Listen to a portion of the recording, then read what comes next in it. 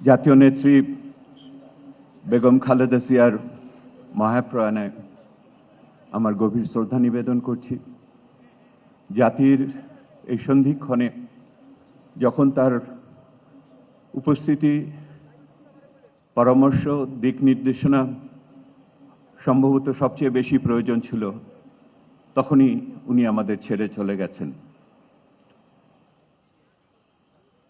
উনি হয়তো চাইতেন আজকের এই চ্যালেঞ্জগুলো মোকাবেলা আমরা সকলে একত্রিতভাবে, নীতিনিষ্ঠভাবে দেশমাতৃকার প্রতি আমাদের ভালোবাসার থেকে যৌথভাবে মোকাবেলা করি।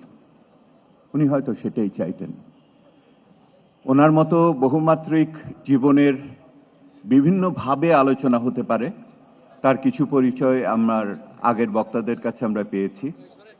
আমরা জাতীয়ভাবে, বৈশ্বিকভাবে আলোচনা করতে পারি, সামষ্টিক ব্যষ্টিকভাবে আলোচনা করতে পারি, বিভিন্ন আঙ্গিক থেকে, তাৎক্ষণিকতা এবং ঐতিহাসিক দৃষ্টিভঙ্গি থেকেও আলোচনা করতে পারি।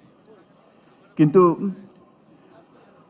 যাদের সৌভাগ্য হয়েছিল ওনার কাছে যাওয়ার, তাদের অভিজ্ঞতার আলোকে যদি আমরা বৃহৎ চিত্রটিকে অনুধাবন করতে পারি, সেটাই মনে হয় এই শেষ বেলায় আমার জন্য সবচেয়ে বেশি আকর্ষণীয় হবে। আমার সৌভাগ্য হয়েছিল বেগম খালেদা জিয়ার সাথে ওনার 2 শাসনামলে অন্তত 4 বার নীতি বিষয়ক আলোচনা করার সুযোগ। প্রথমে একবার যখন আমি অর্থনৈতিক সমিতির সাধারণ সম্পাদক ছিলাম, 1991 সালের কথা আমি বলছি।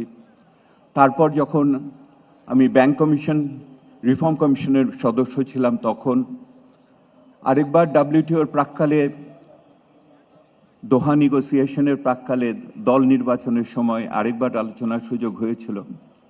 এবং সর্বশেষ আমার 2002 সালে উনি যখন প্রধানমন্ত্রী ছিলেন, দেশের যখন প্রাকৃতিক গ্যাস ব্যবহার করার জন্য একটি জাতীয় কমিটি তৈরি হয়েছিল, সেই কমিটির সদস্য আমি যখন ছিলাম, তখন একটি ক্যাবিনেট সাব কমিটির মিটিংয়ে ওনার সাথে আমার অত্যন্ত তাৎপর্যপূর্ণ একটি আলোচনা হয়েছিল, যা হয়তো জাতীয় ইতিহাসের নীতি নির্ধারণের এবং প্রাকৃতিক সম্পদ ব্যবহারের ক্ষেত্রে একটি মাইলস্টোন হিসেবে আছে।